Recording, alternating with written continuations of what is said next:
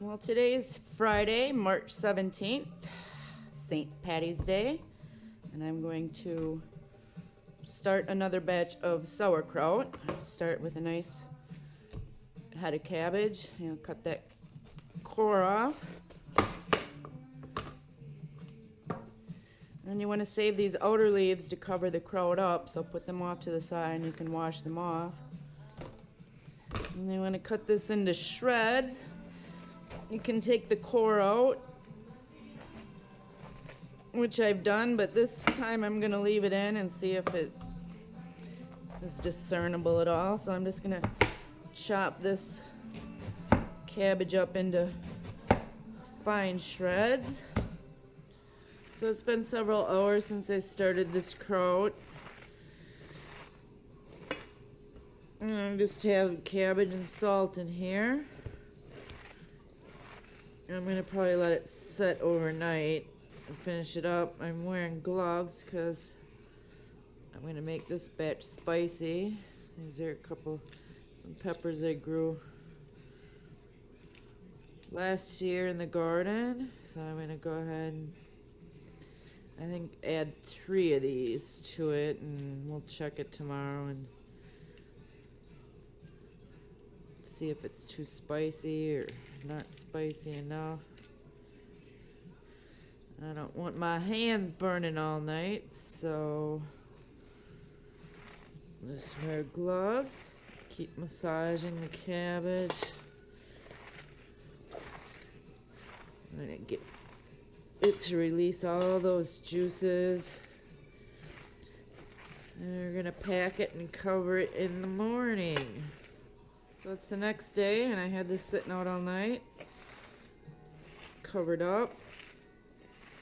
I'm just gonna squeeze this around some more.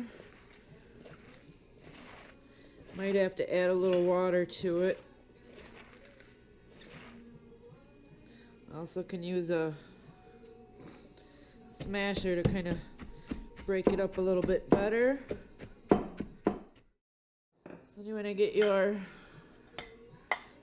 vessel that you're going to put it in. This is a earthenware pot, so I'm just going to put it in here. See how much I can fit. You want to really pack it in there. There's not a lot of liquid here, and this needs to be covered in liquid. So I'm gonna just smash this down.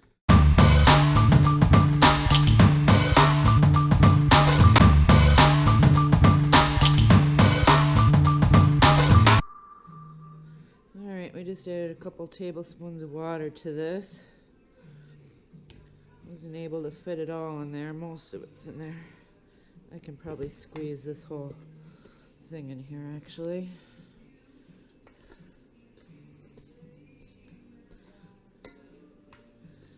Well, this one's going to be a little spicy. Tasted it, and it's got a little kick, not too much, so I'm going to leave it with just 3 of those peppers in there. Smash it down. Now you need to cover that. And these are cabbage leaves that I saved from the outside. I washed them off. And we're going to cover this up with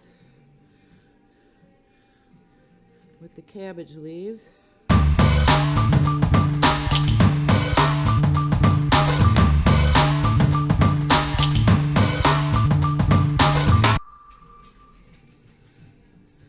Make sure it's all covered good with the cabbage leaves.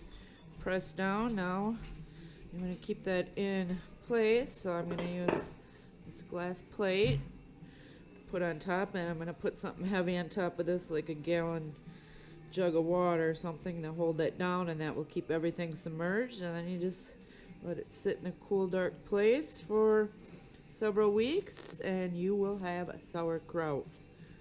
These are some krauts I started on 5 days ago, and I bought these little fermentation kits last year, but I never used them, so I'm trying them on these and use wide mouth jars. I have them setting on a platter because some of them have leaked. This one has not. This is the one with caraway seeds. So that water still looks clear. I'm not sure what I'm supposed to be here, but I've read that people said they leak, so we'll see how those go. I also had a little leftover kraut, so I put it in a crock, and then I put a cabbage leaf over the top, and then I just use aquarium marbles because you want to keep your kraut submerged. As long as it stays under liquid, you should be fine. So then I have that covered up with a little lid here. We'll see how that goes. So then you want to keep your kraut in a cool, dark place while it ferments, and then I'll have it in here, in this cupboard here, and then I can just pull this down and check on it every day, see how it goes.